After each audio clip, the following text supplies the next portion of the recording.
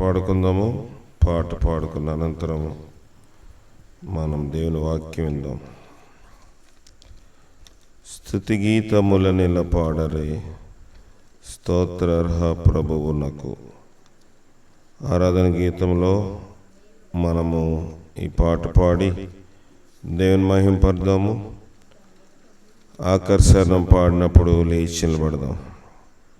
స్తుతి గీతములనెల పాడరే, స్తోత్రార్హ ప్రభువునకు. మితిలేని ప్రేమచే పాపుల్ వెదకియు రక్షింపనువాచే. స్తుతి గీతములనెల పాడరే, స్తోత్ర పరమాంధోతలు పరిశుద్ధులు ప్రభు సన్నిధించేరి. నిరతము ఇహమున జరిగిన ఈ ఘన కార్యము దలచెదరు. స్తుతి గీతములనెల పాడరే, స్తోత్రార్హ ప్రభువునకు.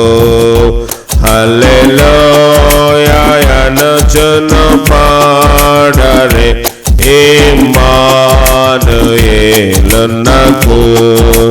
కలుషంబులను పాపను మనకై వెలసెను కలువరి గిరిపై. స్తుతి గీతములనెల పాడరే, స్తోత్రార్హ ప్రభువునకు. జయ గీతం జయశీలుడే, జయ గీతములనెల జయశీలుడే సన్నకు. జయశీలుడై లేచెను మృతి గెల్చియు మూడవ దివసమునా. స్తుతి గీతం స్తోత్రార్హ ప్రభువునకు. భూలోక సైన్య సమూహమా ప్రకటించు మీ ప్రభుని. ఏ లోకమందైనను శ్రీ యేసుడే రక్షకుడే అనుచు. స్తుతి గీతములనెల పాడరే, స్తోత్రార్హ ప్రభువునకు. పరిశుద్ధుడు సంపూర్ణుడు పరిపూర్ణుడా ప్రభువే. నిరతము తన గోచెడి నరులకు తన పరిశుద్ధతనిచ్చున్. స్తుతి గీతములనెల పాడరే, స్తోత్రార్హ ప్రభు. రారండి రక్షణానంద పరుగిడి రండి ప్రభు కడకున్. చేరండి యేసుని చేరి త్రోయడు చేరెడు వారలను. స్తుతి గీతములనెల పాడరే, స్తోత్రార్హ ప్రభు. అందరము లేచి నిలబడదాం. ఘనత మహిమయు చెల్లును గాక కనుడగు ప్రభువునకు. ఘనత కుమార పరిశుద్ధ ముల త్రియేక దేవునకు. స్తుతి గీతములనెల పాడరే, స్తోత్రార్హ ప్రభువునకు స్తుతి గీతముల పాడరే స్తోత్రార్హ ప్రభువునకు మితిలేని ప్రేమచే పాపుల వెదకియు రక్షి పనువాచే స్తుతి గీతం పాడరే స్తోత్రార్హ ప్రభువునకు. ప్రార్థన చేసుకుందాం. మహోన్నతుడని పాదాల కొందనాలు. ఈ రాత్రికాల సమయంలో కొద్ది నిమిషములు నీ వాక్యం ద్వారా నాతో మాట్లాడము. కూటమి ఏర్పాటు చేసిన కుటుంబాలకి ఏకో వాక్యం కావాలి, నీకు తెలుసు. నేను పై రూపం చూస్తాను కానీ హృదయం చూసేవాడు. ఏ హృదయంలో ఏ భారం ఉందో, ఏ అక్కర ఉందో, ఏ కొరత ఉందో, ఏ లోటు ఉందో, ఏ ఇబ్బంది ఉందో దేవా నువ్వు వారితో మాట్లాడము. నా మాటలు కాదుగా నీ మాటలు దయచేయండి. కూడి వచ్చిన సంఘమును, స్నేహితుని, ఇరుగు పొరుగు బంధువుని, రక్త సంబంధులందరినీ జ్ఞాపకం చేసుకుని నా నోటిని నాలుకను అగ్నితో దహించి నాకును ఈ ప్రియులకు కావలసిన వాక్యము సౌండ్ సిస్టమ్ ద్వారాగా వింటున్న వారికి దయచేసి బలపరచు. ముఖ్యంగా రికార్డింగ్లో కూడా ఆత్మ నుంచి ఎక్కడ దేవా తండ్రి వాయిస్ కట్ అవ్వకుండా సహాయం దయచేయండి. కరెంటును వాతావరణం అనుకూలపరిచే వందనాలు. ఈ కుటుంబానంత వరకు మీరు అనుకూలపరిచి నా దోషం నా పాపం ఎక్కడ ఏలుబడి చేయకుండా సహాయం దయచేయమని క్రీస్తు ద్వారా అడిగి వేడుకొని పొందుకొనిచున్నాం పరమ తండ్రి, ఆమేన్. దయచేసి కూర్చోనండి. మన ప్రభువైన యేసుక్రీస్తు యొక్క ప్రశస్తమైన నామములో మీ అందరికీ వందనాలు. కూటమి ఏర్పాటు చేసిన సహోదరు రాము గారికి, సహోదరి సత్యవతి వారి బిడ్డలకి, అలాగే శారమ్మ వారి కుటుంబము, అలాగే ఇంకా నయోమి వారి కుటుంబానికి కూడా ప్రత్యేకమైన వందనములు తెలియజేస్తా ఉన్నాను. దేవుని వాక్యం చూద్దాము. ఆదికాండము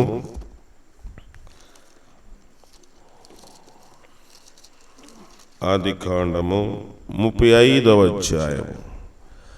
ఆదికాండం 35వ అధ్యాయము చదవండి. మైక్లో చదివేవారు చదవండి. 35:1 దేవుడు యాకోబుతో నీవు లేచి బేతేలునకు వెళ్ళి అక్కడ నివసించి నీ సహోదరుని ఏశావు ఎదుట నుండి నీవు పారిపోయినప్పుడు నీకు కనబడిన దేవునికి అక్కడ బలిపీఠమును కట్టింపమని చెప్పగా. సరిపోతుందండి. దేవుని వాక్యము ఈ భాగము దాదాపుగా అందరికీ పరిచయం ఉందనుకుంటున్నాను. ఉన్నా లేకపోయినా కొద్ది నిమిషాలు ఈ వాక్యం విందాం. ప్రభు ఎవరికి కనబడ్డాడంట? యాకోబునకు ఏం చెప్తున్నంటే, నీవు లేచి బేతేలునకు వెళ్ళి అక్కడ నివసించి. యాకోబు లోకానుసారంగా దీవెనల కోసము ఎదురు చూస్తున్నవాడు, అవునా? ఇప్పుడు ఆస్తి సంపాదించాలి ఇదే యావలో ఉన్నాడు. ఎవరు? యాకోబు. టైం దొరికితే ఆస్తిని సంపాదించాలి అనుకున్నాడా? అనుకున్నాడు. ఇంటి దగ్గర అన్న దగ్గర నుంచి ఆస్తిని వేరొక రూపంలో అన్న ఆస్తిని సంపాదించాడు. వేరొక రూపంలోని అన్న మీదకి రావాల్సిన ఆశీర్వాదమును సంపాదించాడు. ఎక్కడికి వెళ్ళాడు? ఇప్పుడు ఆస్తి బాగా ఉంది, అంతస్తులున్నాయి, దీవెనలు ఉన్నాయి. దీవెనతోటి పెళ్లి చేసుకోవడానికి సాధారణంగా మనుషులు చేసేది అదే కదా. పురుషులు ఏం చేస్తారు? పెళ్లి చేసుకుంటారంటే ఇంకా సంపాదించలేదండి, ఏమి ఉద్యోగం రాలేదండి, ఇంకా గాలికి తిరుగుతున్నానండి అని చెప్తా ఉంటారు. ఆస్తిలో స్థిరపడిన తర్వాత యాకోబు అనుకున్న మాట ఏంటంటే, అత్తోరింటికి వెళ్ళాలి, వెళ్ళి పెళ్లి చేసుకోవాలనుకున్నాడు. పెళ్లి చేసుకోవాలనుకుని పెళ్లి చేసుకోవాల్సి వచ్చిన సమయం వచ్చినప్పుడు మామగారికి చెప్పాడు, అయ్యా నీ చిన్న కూతురునిచ్చి నాకు వివాహము చేయమంటే, సరేరా చేస్తాను, మేనల్లుడు కదా, నీకు కాకపోతే ఎవరు చేస్తానని మంచిగా చెప్పి వివాహం ఏర్పాటు చేసి, వివాహ వ్యవస్థను ఏర్పాటు చేసి రాత్రి చీకట్లో తాళి కట్టించాడు. ఎవరు? మామగారు. మామగారు అల్లుడితో తాళి కట్టిస్తే మనోడు కట్టేశాడు. కట్టేసి ఉదయం లేచి చూసేటప్పటికి తెల్ల చీర కట్టుకుని వస్తుంది ఒక ఆవిడ. తను ప్రేమించిన భార్య ఇంకా లోపలే ఉంది. అదిరిపోయాడు. అదిరిపడ్డాడు ఒకసారిగా. ఎందుకంటే ఇతను అనుకున్నది వేరు, జరిగింది వేరు. దేవుని వాక్యం అదే చెప్తుంది. రాత్రి చెప్పాను కదా, మోసపోకుడి దుష్ట సంగతి. ఈ దినము మోసపోకుడి, దేవుడు వెక్కిరింపబడు. మనుషుడు ఏ పంట విత్తునో ఆ పంటనే కోయును. ఈ దినము కూడా నా థీమ్ అదే. రాత్రి మోసపోకుడి, దుష్ట సాంగత్యం మంచి నడవడిని చెరిపివేను. ఈ దినము మోసపోకుడి, దేవుడు వెక్కిరింపబడడు. మనుషుడు ఏ పంట విత్తునో ఆ పంటనే కోయును. యాకోబు సంపాదించాడు, బానే ఉంది. మనం కాలు దంతే అంటే తలదన్నేవాడు వస్తాడంట, అవునా? కనుక యాకోబుకి అలాంటి మామగారే దొరికాడు. ఇంట్లో అన్న కొంచెం యాషావు కొంచెం అమాయకముగా, లేకపోతే కొంచెం లోక తెలివితేటలు లేనటువంటి వాడు. ఎప్పుడు అడవిలోకి వెళ్దామా, మంచిగా మాంసం వండి తెచ్చుకున్నామా, తిన్నామా, పండుకున్నామా, ఇంతే ఆయన వ్యాపకం, అంతేనా?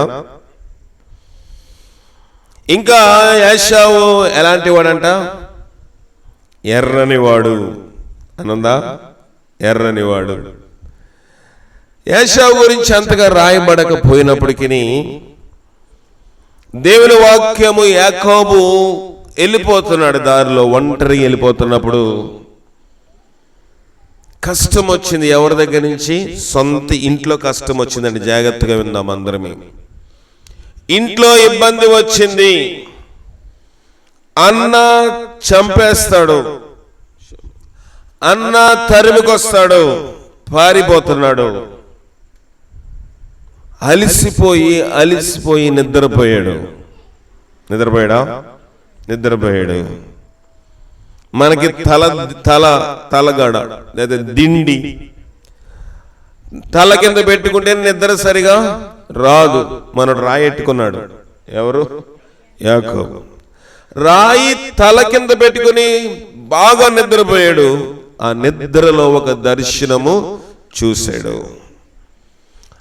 ఎలాంటి దర్శనం అంటే భూమికిని ఆకాశమునకు మిచ్చిన ఉన్నది. ఆ మిచ్చిన మీద ఏమవుతుందంట? దేవదూతలు ఎక్కుతూ ఉన్నారు, దిగుతూ ఉన్నారు. How dreadful is this place. ఈ స్థలము ఎంత భయంకరము, ఇది పరలోకపు గవిని అని పేరు పెట్టేశాడు. ఎవరు? యాకోబు. ఉదయమే లేచాడు, శంకుస్థాపన కూడా చేస్తాడు అయ్యగారు. ఎవరు? యాకోబు. రాయి నిలబెట్టి దాని మీద నూనె పోసాడా? చూద్దామా భాగము. ఆదికాండము 28వ అధ్యాయము 18వ వచనము. తెల్లవారినప్పుడు యాకోబు లేచి తాను తలగడగా చేసుకున్న రాయి తీసి దాని స్తంభముగా నిలిపి దాని కొన మీద నూనె పోసెను. శంకుస్థాపన కార్యక్రమము చేశాడు. ఆపదొచ్చినప్పుడు దేవునికి చాలా దగ్గరగా ఉంటామండి మనందరమే, ఉండమా? దేవునికి ఎవరు లేకపోయినా నేను చేస్తాను. ఎవరైనా ఉన్నారా? లేరు. ఎవరి దగ్గర? యాకోబు చుట్టూ ఎవరు లేరు. ఒక్కడే ఉండి కూడా తాను తలగడగా చేసుకున్న ఆ రాయిని తీసి నిలువబెట్టి దాని మీద నూనె పోసి ఏం చేశాడు? శంకుస్థాపన కార్యక్రమము చేశాడు. ఏమనుకున్నాడంటది? చూద్దాము. దాని గురించి ఏమనుకున్నాడు చూద్దాం. 17 చదవండి. భయపడి ఈ స్థలము ఎంతో భయంకరం, ఇది దేవుని మందిరమే గాని వేరొకటి కాదు, పరలోకపు గవిని ఇదే అనుకొనెను. ఏ దర్శనం చూస్తున్నాడు? పరలోక దర్శనము చూస్తున్నాడు. భూలోకంలో యాకోబు ఎప్పుడు చూశాడండి దర్శనము? ఇంట్లో ఉన్నప్పుడు చూశాడా? చెప్పండి, ఇంట్లో ఉన్నప్పుడు చూశాడా? చూడలేదు. ఆపద వచ్చి ఆపదలో ప్రయాణము మామూలు ప్రయాణం కాదైంది. వెనక అన్న తరుముకొస్తాడన్న భయముతో ఉన్నప్పుడు ఏ దర్శనం చూశాడు? దేవుని దర్శనము చూశాడు. సాధారణంగా మనం పశ్చాత్తాపడతాం ఎప్పుడు తెలుసా? పీక మీద ఎవడన్నా కత్తెట్టాడు అనుకోండి, ప్రభువా నన్ను క్షమించాను, లోపల ప్రార్థన చేయమా. పాము ఎదురుగుండా వచ్చేసింది అనుకోండి, ఎవరు లేరు, కర్రలేదు, నిలబడిపోయింది అనుకోండి, నాగుపాము సప్మెత్తి. భక్తి ఎక్కడలేని భక్తి మనకు వస్తుందా? వచ్చేస్తుంది ఆటోమేటిక్గా. ఆపద మొక్కులు మొక్కేస్తాము. యాకోబు కూడా ఇది యెహోవా మందిరమే, పరలోకపు గవిని ఇదే అనుకొని ఉదయం లేవగానే తాను తలగడగా పెట్టుకున్న రాత్రిని అక్కడ నిలిపి దాని మీద ఏం పోసాడంట? నూనె పోసాడు. ఎన్నిసార్లు దేవుని మందిరం కట్టాలని ఆశపడ్డావు నీవు నేను? ఎన్నిసార్లు మారు మనసు పొందుదామని వెనక్కి వెళ్ళిపోయాం. దేవుడిని దర్శించిన కాలమందు ఆయన వెతకకుండా, దేవుడిని దర్శించిన కాలంలో ప్రభువా నేను ఇక మారు మనసు పొందుతాను ఎన్నడూ మనం నిశ్చయించుకోలేదు. అలాగా చేసుకున్నాం. యాకోబు వలె చాలాసార్లు ప్రభువా నీకు నమ్మకమైన సాక్షిగా ఉంటాను, నీ కోసమే జీవిస్తాను ప్రభువా, నీకు మందిరము కడతాను, నన్ను నువ్వు కోరుకుంటున్నావు, నాకు దర్శనంలో కనబడుతున్నావు, నాకు స్వప్నంలో కనబడుతున్నావు, నీ వాక్యము ద్వారా నాతో మాట్లాడుతున్నా ప్రభువా అనుకుని ఎన్నిసార్లు చదువులేసాం. యాకోబు నూనె పోసిన సంగతిని, తాను నిలబెట్టిన రాతి సంగతిని ఏం చేశాడు? మర్చిపోయాడు. ప్రభువా నీకు మందిరము కడతాను ప్రభువా. ఎప్పుడండి? అన్న వెనక తరుముకు వస్తున్నప్పుడు, ఆపదలో ఉన్నప్పుడు, ఇబ్బందిలో ఉన్నప్పుడు, ఇరుకులో ఉన్నప్పుడు ప్రభు నాకు మందిరము కట్టాలని శంకుస్థాపన చేసి అక్కడితో ఆ కార్యక్రమమును విడిచిపెట్టేశాడు. ప్రియమైన దేవుని సంగమా, ఈ రాత్రి కాల సమయంలో దేవుడు మనందరితో మాట్లాడుతున్నాడు. ఎన్నిసార్లు మారు మనసు పొందుదామని, ఎన్నిసార్లు నా ప్రవక్తను మార్చుకుంటాను ప్రభువా, నా బ్రతుకు నీకు అంగీకారంగా జీవిస్తాను, నా జీవితం నీకు అంగీకారంగా లేదని ఒంటరిగా ఎన్నిసార్లు నీవు నేను కుమిలిపోయిన రోజులు లేవంటారా? కానీ దినములు గడిచినప్పుడు లోకమేక ప్రవాహంలో, లోకమేక ముసుగులో మనం అనుకున్న ఆ కార్యక్రమం అక్కడే పెట్టి లోకంలో ఏమైపోతున్నాము? ముమ్మరం అయిపోతున్నాము. యాకోబు శంకుస్థాపన చేశాడు, నూనె పోసాడు, అతోరింటికి ప్రయాణమై వెళ్ళిపోయాడు. వెళ్ళిపోయి వివాహం చేసుకున్నాడు. అక్కడికి వెళ్ళిపోయిన తర్వాత తాను నిలబెట్టిన ఆ దాని విషయమై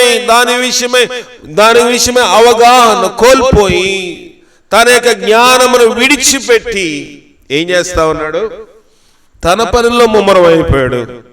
ప్రభువా నాకు నల్లచారలు కావాలి అన్నాడా? ప్రభువా నాకు అంత ప్లేన్ గా ఉండాలి, చారలు లేనివి నావి ప్రభువా ప్రార్థన చేస్తా ఉన్నాడు. యాకోబు ఇంకా కొంచెం సైంటిఫిక్ మనిషి. యాకోబు ఏం చేశాడంట? అదంతా ఇప్పుడు చూడడానికి సమయం లేదు, కానీ చూలు కట్టే సమయంలో అక్కడ కొన్ని ఆకులు రెమ్మలు తీసుకుని వచ్చి ఆ చూలు కట్టే సమయంలో ఆ గొర్రెల ముందు, ఆ మేకల ముందు వాటిని పెట్టేవాడు. ఆ మచ్చలు చూసినప్పుడు చూలు కట్టిన ప్రతీది కూడా మచ్చలు పొడలగలవే పుట్టేవి. ఆ దినాల్లో జ్ఞానం ఉన్నవాడు ఎవరు? యాకోబు. ఆ జ్ఞానము చేత సంపాదించాడు ఆస్తి. కానీ ప్రభుని ఏం చేశాడు? మర్చిపోయాడు. ప్రభు అంటున్నాడు ఇప్పుడు, యాకోబు బయలుదేరి ఏం చేశాడంటే, చదవండి మన పాఠంలోకి వచ్చేద్దాము. 35వ వచనం. 35. దేవుడు యాకోబుతో, నీవు లేచి బేతేలునకు వెళ్ళి అక్కడ నివసించి నీ సహోదరుని ఏశావు ఎదుటి నుండి నువ్వు పారిపోయినప్పుడు నీకు కనబడిన దేవునికి అక్కడ బలిపీఠము కట్టమని చెప్పగా. అక్కడ బలిపీఠము కడతానని దేవుడు చెప్పాడా, యాకోబు ముందు అన్నాడా? చదవండి, ఇందాక చదివిన భాగం 8వ అధ్యాయము 19వ వచనము. మరియు అతడు ఆ స్థలమునకు బేతేలు అంటే దేవుని మందిరం అని పేరు పెట్టెను. అయితే మొదట ఆ ఊరు పేరు లూజు. అప్పుడు యాకోబు, నేను తిరిగి నా తండ్రి ఇంటికి క్షేమముగా వచ్చినట్లు దేవుడు నాకు తోడయుండి నేను వెళ్ళుచున్న ఈ మార్గములో నన్ను కాపాడి తినుటకు ఆహారము, ధరించుటకు వస్త్రమును నాకు దయచేసి యెహోవా నాకు దేవుడైనను మరియు స్తంభముగా నేను నిలిపిన ఈ రాయి దేవుని మందిరమగును. దేవుడు చెప్పాడు కట్టమని, కానీ ఈయన నేను మందిరము కడతాను. దేవుడేమి నీ దగ్గర నుంచి ఆశించడు, కానీ నీ కష్టాన్ని బట్టి నువ్వేదో ఒక మొక్కు, ఆపద మొక్కు మనం ఏం చేస్తాము? మొక్కుతాము. కొన మీద నూనె పోసి నాకేం కావాలంటే ప్రయాణంలో క్షేమము కావాలి, ఇంకా తినుటకు ఆహారం, ఇంకా ధరించుటకు వస్త్రములు నాకు దయచేసి యెహోవా నాకు దేవుడై యుండును, అప్పుడు పొందుతాను బాప్తిస్మం అన్నాడు. అంతేనా? యెహోవా నాకు దేవుడై ఉంటాడు. తర్వాత ఏం చేస్తాడంట? మరియు స్తంభముగా నిలిపిన ఈ రాయిని దేవుని మందిరం అగును. మరియు నీవు నాకిచ్చిన యావత్తులో 10వ వంతు నిశ్చయముగా నీకు చెల్లించదనని మొక్కుకొనెను. చూడండి, ఆత్మీయ తీవ్రతలో ఉన్నాడు. మందిరము నేను కడతాను. ఈ మందిరం గురించి నేను మాట్లాడలేదు. భూలోకములో మనం వేసుకునే దేవుని యొక్క ఆలయము లేకపోతే సంఘము గురించి మాట్లాడలేదు. నీ హృదయము దేవుని యొక్క ఆలయము కడదామా? ప్రభు నీకు తోడుగా లేడా? నీ ప్రయాణాల్లో ప్రభు నీకు ఆహారం ఇవ్వటం లేదా? కట్టుకోవడానికి వస్త్రం ఇవ్వట్లేదా? దేవుడు నీకు తోడుగా ఉంటే ఎన్నిసార్లు దేవుని మందిరం కట్టకుండా ఆపేశావు? శంకుస్థాపన దశలోనే వదిలేశావు. నేను తిరిగి వస్తే అన్నాడు. వచ్చాడు. ఆ రాత్రి మళ్ళీ దేవునితో పెనుగులాడాడు, గాని దేవుని మందిరం కట్టాలన్న విషయమును మర్చిపోయాడు. కానీ దేవుడు అన్నాడు, యాకోబు నువ్వు లే అన్నాడా? లేగమన్నాడు. ప్రభు మనతో మాట్లాడుతూ ఉన్నాడు. నువ్వు లేవాలి, నువ్వు పడిన స్థితిలో నుంచి. నువ్వు మందిరం కట్టకుండా సగం ఆపేసావు. నీ గోడలు సరిలేవు, నీ యొక్క పైకప్పు సరిలేదు, నీ పునాది సరిలేదు, రిపేర్ చేయబడాలి, లేకపోతే పూర్తిగా పునర్నిర్మాణము జరగాలి. యాకోబు లేచాడు. ఏం చేశాడు? చదువుకుందాం, పాఠంలోకి వచ్చేద్దాము. యాకోబు తన ఇంటి వారితో కూడా ఇంటి వారితోను నీ యొద్దనున్న వారందరితోను అన్యదేవతలను పారవేసి మిమ్మల్ని మేము శుచిపరుచుకుని మీ వస్త్రములు మార్చుకొనుడి. మనము లేచి బేతేలునకు వెళుదాము. నా శ్రమ దినమున నాకు ఉత్తరమిచ్చి నేను వెళ్ళిన మార్గము నాకు తోడైండిన దేవునికి బలిపీఠము అక్కడ కట్టవలనని చెప్పెను. అక్కడ నేను బలిపీఠము కట్టాలి. ఏ దినమంట? శ్రమ దినమందు. శ్రమ దినమందు దేవుడు నాకు తోడై ఉన్నాడు. నీ సహోదరుడైన ఏశావు ఎదుటి నుండి నీవు పారిపోయినప్పుడు నీకు కనబడిన దేవునికి అక్కడ బలిపీఠము కట్టు. దేవుడు మనం బ్రతికిస్తుంది ఎందుకు? బలిపీఠం కట్టాలని.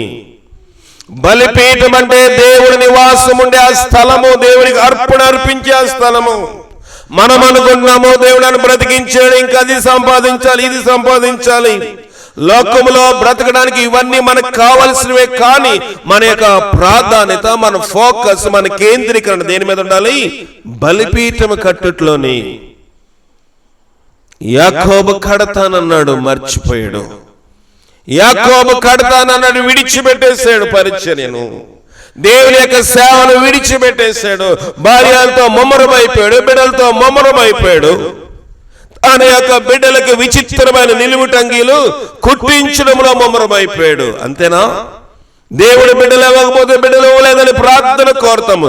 బిడ్డలు పుట్టిన తర్వాత వారిని ముచ్చటించుకున్నట్లో దేవునికి సమయం గడుపుతాము.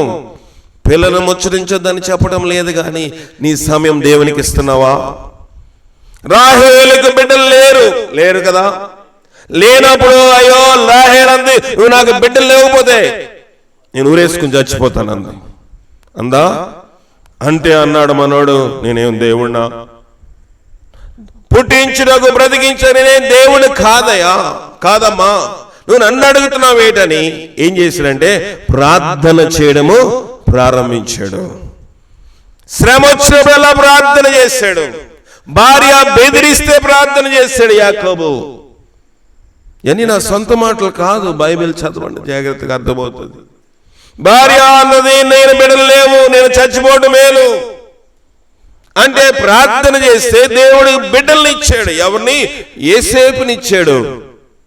అబ్బా, మంచి కుమారుడు పుట్టాడు గనుక, మంచి యవనస్తుడు పుట్టాడు గనుక, నేను ప్రేమించిన నా భార్యలో నుంచి దేవుడు శ్రేష్టమైన కుమారుని ఇచ్చాడు గనుక విచిత్రమైన నిలువుటంగిని కుట్టించాడు. దేవుని బలిపీఠాన్ని మర్చిపోయాడు. మనము ఇలాగే బిజీ అయిపోతున్నాం. దేవుడు మనకు ఆయుష్నిచ్చాడు, దేవుడు మనకు ఆరోగ్యం ఇచ్చాడు. ఇక్కడ రాముని యాక్సిడెంట్ నుంచి దేవుడు బ్రతికించాడు. నేను ఈ కుటుంబానికి మీ అందరికీ చెప్పేది ఏంటంటే, మనము దేవుడు బ్రతికించిన దానికి కృతజ్ఞులమై ఆయన బలిపీఠము కట్టాలి. కష్టములో కాదు మనం మొక్కేది. ఇక్కడ అదే చెప్తున్నాడు యాకోబు. తన ఇంటి వారు అందరినీ చూచి మనలో ఏం చేశారంట?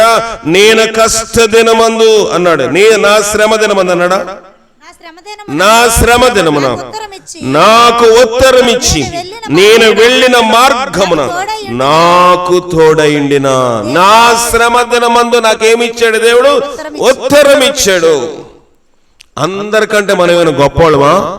కాదు కదా, మనం బ్రతుకున్నామండి. ఇంకా నరుడు ఎందుకు దేవుడు బ్రతికిస్తాడంట? కీర్తన గ్రంథంలో మా మాట చూద్దాము.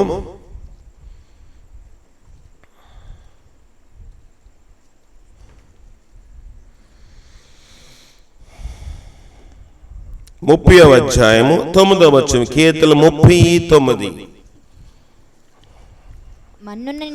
మన్ను నిన్ను స్తుతించున, నీ సత్యమును గూర్చి అది వివరించున. యెహోవా ఆలకించుము, నన్ను కరుణింపుము. యెహోవా నాకు సహాయకుడివై యుండుము. ఎందుకు బ్రతికించాడ దేవుడు? మనం చచ్చిపోతే ఏమైపోతాము? మన్ను అయిపోతాం. మన్ను స్తుతించగలదా? దావీదు అన్నాడు, మన్ను నిన్ను స్తుతించునా. మనం మట్టిలోకి వెళ్ళిపోతే దేవుని స్తుతించగలమా? మన యొక్క దేహము దేవునికి ఉపయోగపడుతుందా? పడదు. మన్ను నిన్ను స్తుతించున, నీ సత్యమును గురించి అది వివరించునా. దేవుడు ఎందుకు పిలుస్తున్నాడు? సజీవులే కదా నిన్ను స్తుతించెదరు. నేను సజీవుడినై నిన్ను స్తుతించుచున్నాను. మన్ను స్తుతించలేదు గనుక, మట్టి అయిపోతే మనము దేవుని స్తుతించలేము గనుక, దేవునికి బలిపీఠం కట్టలేము గనుక, దేవునికి స్తోత్రము చేయలేము గనుక, దేవునికి ప్రార్థన చేయలేము గనుక, ఆయన నీతిని ప్రచురము చేయలేము గనుక దేవుడు సజీవుల లెక్కలో మన పేర్లు ఇంకా రాసి ఉంచాడు. యాకోబు సజీవుడిగా ఉన్నాడు. ఇటుపక్క అన్నగారు తరుంగొస్తే మామగారి దగ్గరికి వెళ్ళిపోయాడు. మామగారి దగ్గర అలిగి మళ్ళీ ఎక్కడికి వచ్చేస్తున్నాడు? అన్నగారి దగ్గరికి వస్తే మామగారు ఇప్పుడు తరుంగొచ్చాడా? తరుంగొచ్చాడు. ఎటెల్లా నరకమే. ఎందుకంటే దేవుని మందిరాన్ని అతను కట్టడం ఆపేశాడు. మాంగారు మందిరం కట్టకపోతే మాంగారు ఇంటి దగ్గర చెప్పకుండా తన కుమార్తెలను అందరిని తీసుకొచ్చేస్తుండే. మాంగారు కోపం వచ్చి చంపేయాలని వచ్చాడు. మధ్యలో ఆగి టెంట్ వేసుకుంటే ప్రభు అన్నాడు, లాబాను నీకు అల్లుడుగా ఉన్నాడు కదా. ఉన్నాడు ప్రభు. ఏం పేరు? ఆయన పేరు యాకోబు. ఆయనతో నువ్వు మంచి గాని చెడ్డ గాని మాట్లాడుకు జాగ్రత్త అని ఎవరిచ్చారు వార్నింగ్? దేవుడు వార్నింగ్ ఇచ్చాడు మామగారికి. మనం కాదు వార్నింగ్లు ఇచ్చేది మన మామగారికి. ఎవరు ఇవ్వాలి? దేవుడు ఇవ్వాలి. దేవుడు ఇస్తే కరెక్ట్గా లైన్లోకి వస్తారు. మనం ఇస్తే మల్లుడిలాగా, మా కోళ్ళలాగా, మా కూతురులాగా, మా కొడుకులాగా అని వాళ్ళు ఏదేదో చెప్తారు. మనం కాదని వార్నింగ్ ఇచ్చేది. నీ నీతిని చూసినప్పుడు, నీ సత్ప్రవర్తన చూసినప్పుడు దేవుడు చెప్తాడు ఎవరితో మాట్లాడాలి. వాళ్ళతో దేవుడు మాట్లాడతారు.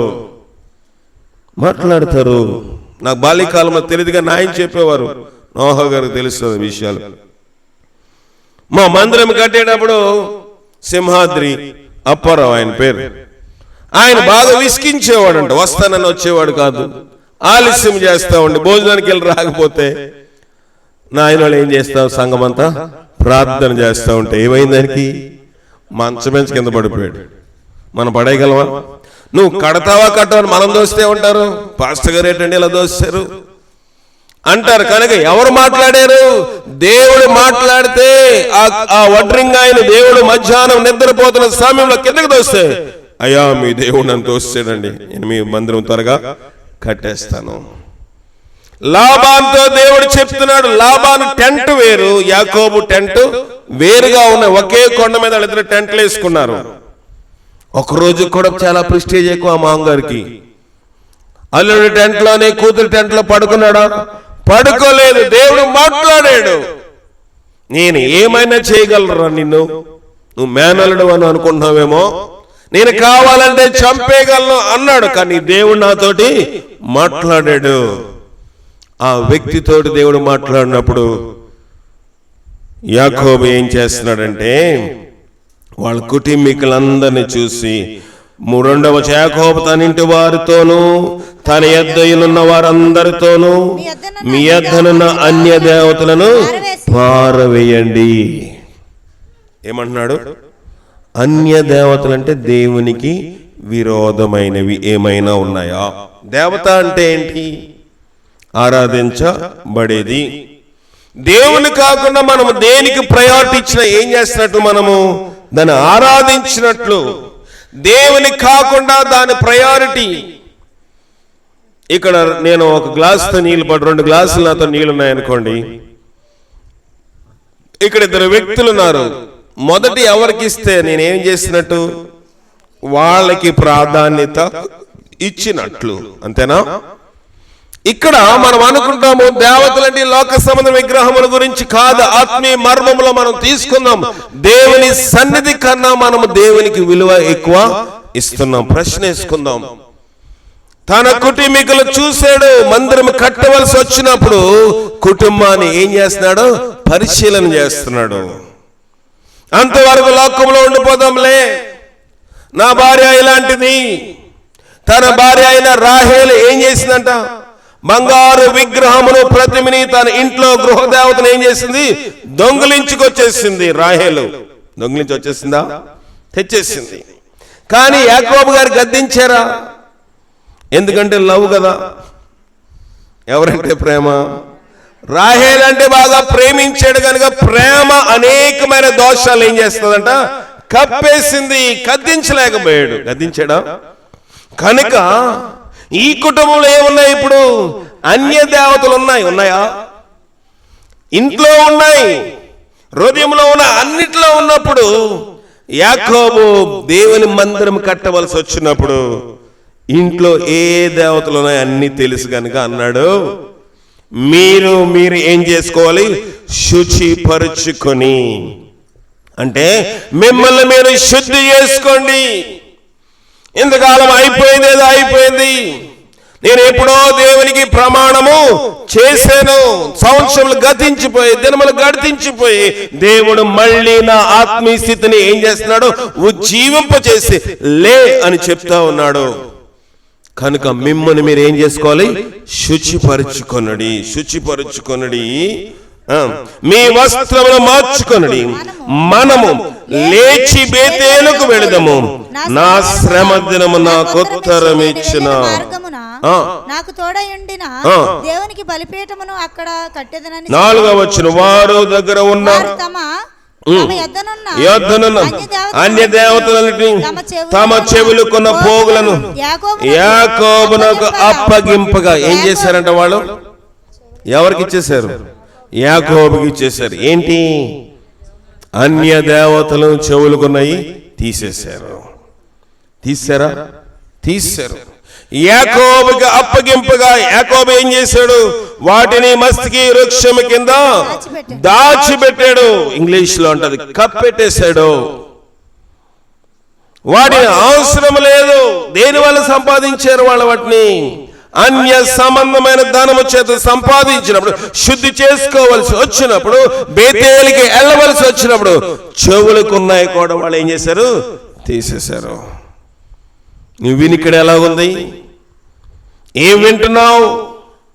నీ హబక్కూకు అన్నాడు, నిన్ను కూర్చున్న వార్త విని నేను భయపడుచున్నా. మనం ఏం వింటాము? ఎవరేం చెప్పుకున్నారా? మన చెవులు ఏం చెవులు? మన చెవులు దురద చెవులు కాదు. ఎవరేం చెప్పుకుంటే నీకెందుకు అవసరం? మనకి దేవుడు నిన్ను గురించి ఏం చెప్తాడని దేవునికి చెవి ఎక్కడు ఎవడు? బాలుడైన సమూయేలు. బాల్యకాలంలో బాలుడైన సమూయేలు దైవజనుడి దగ్గర ఏలీ దగ్గర ఉన్నప్పుడు, ఇంకా దీపం ఆరక ముందే దేవుడు అంతా ఏం చేస్తున్నాడు? మాట్లాడుతూ ఉన్నాడు. నీతో మాట్లాడే అనుభవంలో ఉన్నావా? ఏం వింటున్నాం మనము? మన వినికిడి దేని మీద కేంద్రీకరిస్తున్నాము? పక్క వాళ్ళ చెత్త వార్తలు, పక్క వాళ్ళు ఏం చేస్తారా, ఎదురింటి వాళ్ళు ఏం చేస్తారా, వెనకింటి వాళ్ళు ఏం చేస్తారా, ఎక్కడో ఉన్నాళ్ళు ఏం చేస్తారా, ఈ వార్తలు మనకు అవసరం లేనే లేదు. నిజముగా మనకి ప్రేమ ఉంటే, ఏ కుటుంబమైన చెడిపోతూ ఉంటే మోకరించి ప్రార్థన చెయ్యాలి. బేతేలుకు వెళ్ళవలసి వచ్చినప్పుడు కుటుంబంతో చెప్తున్నాడు, మనమందరం ఏం చేయాలి? శుచిపరుచుకోవాలి. బలిపీఠం కట్టాలని శుచిపరుచుకోవాలి. కనుక యాకోబు తన ఇంటి వారందరినీ పరీక్షించడం ప్రారంభించాడు. అంతవరకు వదిలేశాడు, అంతవరకు గాలికి వదిలేశాడు. వాళ్ళందరి దగ్గర ఏమున్నాయంట? అన్య దేవతలు ఉన్నాయండి. ఒక తండ్రి తన కుటుంబమును సరిగా పరిశీలన చేయలేకపోతే, ఆత్మీయంగా కట్టకపోతే గృహంలోనికి ఏమొస్తాయి? అన్య దేవతలు. ఏమైనా పాపంలో ఇంట్లోనికి వస్తుంది. యాకోబు చలి కుదిలేశాడు. నా భార్య అన్య దేవతల మీద మోజు కనుక ఓకే వదిలేద్దాం, నా కొడుకు దీని మీద మోజు కనుక వదిలేద్దాం, వాళ్ళకి దాని మీద మొక్కు కనుక వదిలేద్దాం అన్నాడు. కానీ దేవుడు వదిలిపెట్టలేదు. వదిలిపెట్టాడా? లే యాకోబు, నువ్వు లేచి మందిరము కట్టాలి, నీ దేవుడికి మందిరము కట్టాలి. నువ్వు మర్చిపోయావు కానీ నేను మరిచిపోలేదు. కుటుంబంతో దేవుడు మాట్లాడుతున్నాడు. మందిరము కట్టవలసిందే.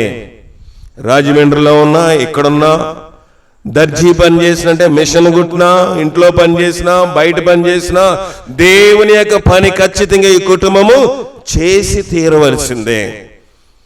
మనము చేసిన నిబంధన మనము ఎన్నడూ విడిచిపెట్టడానికి వీలు లేదు. కనుక ప్రియమైన దేవుని సంగమా, దేవుడు ఆ కుటుంబంతో మాట్లాడినప్పుడు, దేవుడు ఆ కుటుంబాన్ని దర్శించినప్పుడు వారికున్న చెవులకున్న పోగులన్నీ యాకోబుకి ఇచ్చేశారు. అన్య దేవతలను యాకోబుకి ఇచ్చేశారు. వాటితో బలిపీఠము కట్టలేదు, వాటిని పెట్టుకుని వెళ్ళలేదు, వాటిని కప్పెట్టేశారు, వాటిని భూస్థాపం చేసేశారు. చేయగలుగుతున్నామా? ఇంకేం పెట్టుకున్నాం మనం? అన్య దేవతలను. ఇంకేం పెట్టుకున్నాం? దేవునికి విరోధమైనవి. ఇంకేం పెట్టుకున్నాం? దేవునికి అవసరం లేనివి. వాటి వల్ల మనకి లాభప్రాప్తి కలుగుతుంది అన్నట్లుగా అనిపిస్తుంది. ప్రియమైన దేవుని సంగమా, యాకోబు ఇంటిలోని రాహేలుకి త్వరగా పిల్లలు కలగకపోవడానికి కారణం ఏంటో తెలుసా? అన్య దేవత విగ్రహమును దొంగిలించి దాన్ని ఒంటి మీద పెట్టి దాని మీద కూర్చుని, నేను పీరియడ్స్ లో ఉన్నాను, ఋతుక్రమంలో ఉన్నాను, నెలసరిలో ఉన్నాను, నేను కడగా ఉన్నానని అబద్ధం చెప్పింది కనుక దేవుడు దాన్నే ఏం చేశాడు? ఆపేశాడు, గర్భమును మూసాడు. దేని వల్ల లాభ ప్రాప్తి కలుగుతుందని తండ్రి ఇంటిలో ఉన్న బంగారు విగ్రహమును, ప్రతిమను, గృహదేవతను దొంగిలించిందో దేవుడు ఆ వ్యవస్థనే ఆపేశాడు. మోసపోకుడి దేవుడు వెక్కిరించబడడు. మనుషుడు ఏ పంట విత్తునో ఆ పంటనే కోయును. ఆ వాక్యం చూసి ముగించేద్దాము.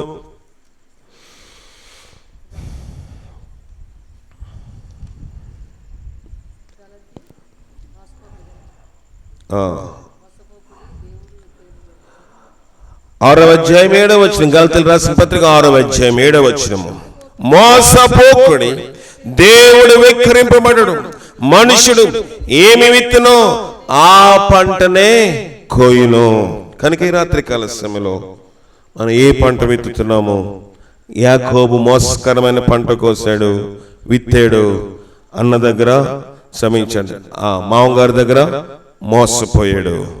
కానీ దేవుడి దగ్గరకు వచ్చి పశ్చాత్తాప పడ్డాడు, విరిగాడు, తొడగూడి వసిలిపోయింది. ప్రభువా, నువ్వు నన్ను దీవిస్తేనే కానీ నిన్ను పోనీనన్నాడు. అన్నాడు. అయితే సరే, నేను దీవిస్తాను, కానీ ముందు నీ పేరేంటో నాకు చెప్పయ్యా, నీ పేరు చెప్పు. తడుముకున్నాడు. ఎవరు? ఇదే ప్రశ్న ఇంకొక ఆయన అడిగాడు. ఎవరు? తండ్రి అడిగాడు. ఏం బాబు, నువ్వు నిజంగా యాకోబే, యాషావే? నిజమే, నా పేరు యాషావే అన్నాడా? తండ్రి దగ్గర తడుముకుని సమాధానం చెప్పినప్పుడు తండ్రి అన్నాడు, పర్ఫెక్ట్ గా ఉన్నాడు రా, వాయిసే కొంచెం ఏదో తేడా కొడుతుంది, దగ్గరకు వచ్చాడు, తడిని చూశాడు, అంత రోమము ఉంది. ఈయన స్వరం యాకోబులే ఉంది కానీ, స్వరం యాకోబే గాని అతని యొక్క దేహము ఎలాగుంది? ఏశావు వలె ఉంది. ఇప్పుడు అదే ప్రశ్న దేవుడు అడిగినప్పుడు చెప్పగలిగాడు అబద్ధము? నీ పేరేం పేరు అన్నప్పుడు నా పేరు యాకోబే. మళ్ళీ యాషావు అనే పేరుతోటి ధనము సంపాదించడానికి యాకోబుకి ఇష్టం లేదు. యాకోబు పేరుతో సంపాదించిన ధనమంతా, క్షమించండి, యాషావు అన్నగారి పేరుతో సంపాదించిన ధనమంతా అన్నగారికి గిఫ్ట్ గా ఇచ్చేసాడు. దొంగ సంతకం పెట్టి చేస్తున్నామేమో. దొంగ సంతకం. మా చిన్నప్పుడు మా పెదనాయన తెగ తిరిగేవాడు కోర్టులో కేసు కోసము. దేనికోసం? ఆయన మామిడి తోట ఉండిందంట, నాకు తెలియదు. ఆయన తెగ తిరుగుతూ ఉంటే మా మేనత్త కొడుకు ఇంకా కొంచెం నాకన్నా ముదురు, ఆయన సంతకం ఈయనే పెట్టేశాడు. ఎవరిది? మా పెదనాయన సంతకం మా మేనత్త కొడుకు అంటే మా బావ పెట్టేశాడు. కోర్టులో ఎంతకాలం వెళ్ళాం, సంతకం రెండు ఒకటే. ఇప్పుడంటే ఫోరెన్సిక్ ల్యాబ్లు ఎన్ని వచ్చినప్పుడు లేవు. ఈ సంతకం మీదే కదండి. అన్ని తారుమారు చేసేసాడు. ప్రియమైన దేవుని సంగమా, తర్వాత పర్యావసనలు చాలా తీవ్రతమైపోయాయి. కానీ మనుష్యుడు మోసపోకుడు. మనుషుడు ఏ పంట విత్తునో ఆ పంటనే కోయను. యాషావు పేరుతో యాకోబు డబ్బు సంపాదించాడు. ఆ గిఫ్ట్ గా మళ్ళీ అతనికే. నేను అనుకుంటాను, యాషావు హ్యాపీగా కాళ్ళ మీద కాళ్ళు వేసి కూర్చున్నాడు. యాకోబు అతని కోసం సంపాదించి ఆస్తి అంతా అతనికి ఇచ్చేసాడు. అంతే. మనం అనుకుంటాము మనుషులు గాలికి ప్రయాసపడినట్లుగా ప్రయాసపడతారు. ఆఖరి టైంలోని మళ్ళీ ఇంటికి వెళ్ళాలంటే అన్నగారు ఎదురొస్తున్నాడు కనుక ఆ రాత్రిలో మళ్ళీ ప్రార్థన మొదలు పెట్టాడు. ప్రార్థన చేశాడు, పశ్చాత్తాపడ్డాడు. తోడలో ఉన్న గూడె ఏమైపోయింది? వసిలిపోయింది. నిలబడడానికి కూడా ఓపిక లేదు కానీ పట్టుబట్టాడు. ఇక్కడ వదిలేసాడా, అక్కడ అన్న కత్తి ఎక్కడికి వచ్చేస్తుంది? పీక్ మీదకి వచ్చేస్తుంది, మెడ మీదకి వచ్చేస్తుంది. కనుక అన్నా, నువ్వు నన్ను దీవిస్తేనే కానీ నిన్ను, తండ్రి నువ్వు నన్ను దీవిస్తేనే కానీ నిన్ను పోనీను, విడిచిపెట్టనంటే నా పేరు, నీ పేరేం పేరా? నా పేరు యాకోబు. ప్రభు అన్నాడు, ఇక మీద నీ పేరు యాకోబు కాదు, ఇశ్రాయేలు. మారుదామా? ఇక మీద నీ పేరు రావు కాదు, దేవుడు నీ పేరును కూడా మార్చాలి. మార్చాలి. ఆ పేరు యొక్క ప్రభావం ఉంటుంది, ఆ పేరు యొక్క శక్తి కొంత ఏలుబడి చేస్తూ ఉంటుంది. కనుక మన పేరు మార్చింది ఎందుకంటే మన మీద ఆ పాత లక్షణాలు ఉండకూడదని. కనుక ఆయన ఆత్మీయంగా శరీరంగా పేరులోని జీవితంలో మార్పు పొంది కుటుంబం అంతా దేవుని ఆశీర్వాదంలో పొందినట్లుగా పరిశుద్ధాత్మ శక్తి మనకు సహాయం ప్రార్థన చేసుకుందాం. ప్రభువా, నీ శక్తి మాకు దయచేయండి, నీ ఆత్మ చేత నింపండి. రేచల్ గారు ప్రార్థనలో నడిపిస్తారు. ప్రభువా, నీ కృప చేత మమ్మల్ని దర్శించండి, మైకివ్వండి. మహాపరిశుద్ధుడు అయిన ప్రేమ కలిగిన తండ్రి,